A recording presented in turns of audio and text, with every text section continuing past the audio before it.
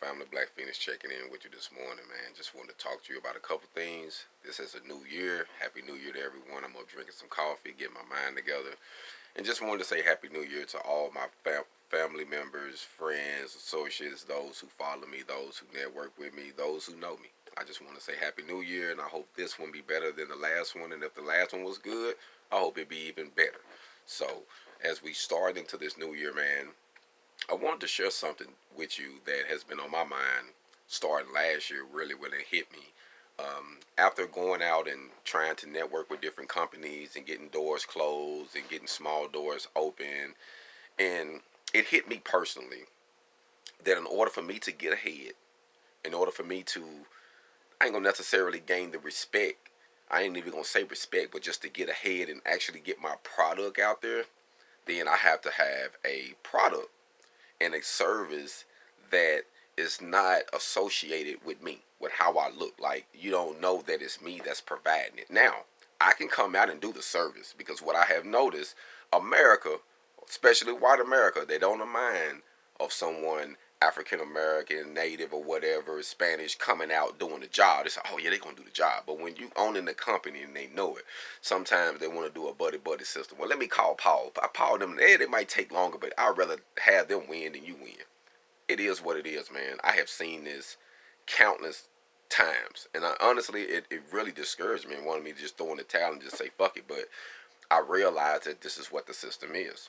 So if I have products and I wrap them and I have services that I can go out or send someone out, there isn't no issue with that.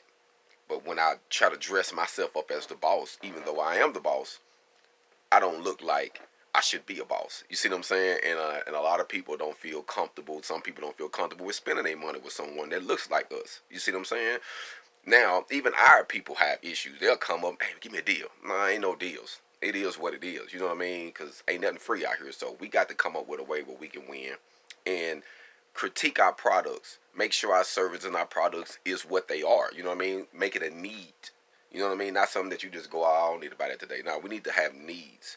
Address the needs in the community, address the needs in the area, and then we'll be good. We'll be financially stable. But if we think we just gonna go in there and yeah, I'm a black man and I'm trying to do this, we're gonna have a whole lot of problems.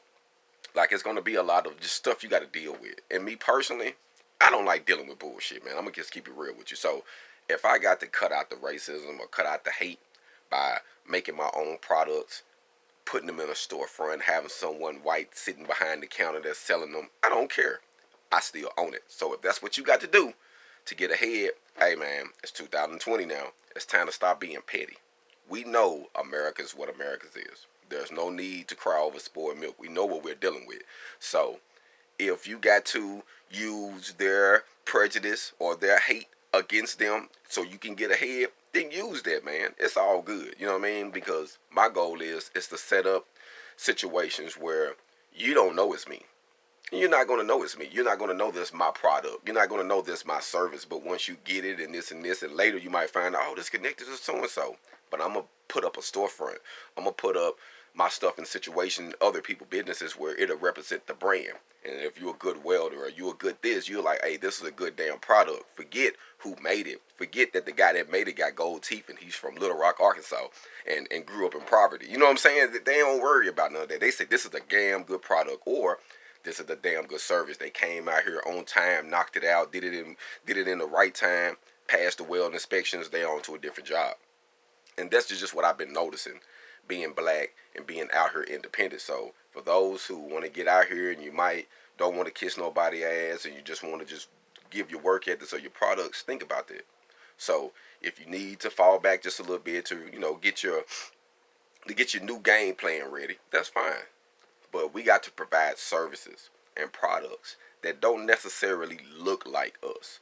You know what I mean? Like, our face don't have to be beside every item. You know how people, they get their little hip hop item albums or singles and they want to make sure they're in the cover by the gun or with something. I'm not tripping about it. I have a cover of something plain because it's my content that I'm giving to you that's valuable. I'm not trying to sell you me. You see what I'm saying? I want to give you what I got to offer that's going to help either benefit your lifestyle, even help you get to that next level. But I'm not trying to sell you me. You know what I mean? And that's what I think that we mess up at We try to push our image onto someone, and we know what America's image look like. So if you're gonna deal with America, you got to have America's image.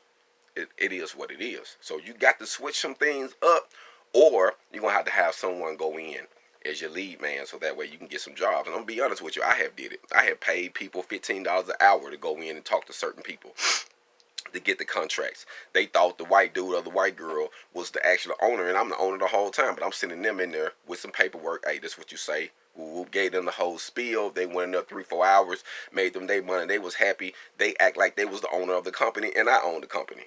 I had to do that in Phoenix, so you can't tell me that ain't no racism out here, because that's bullshit. I'm out here. And I went to the people, tried to get it. They said, "Oh, we ain't got no work.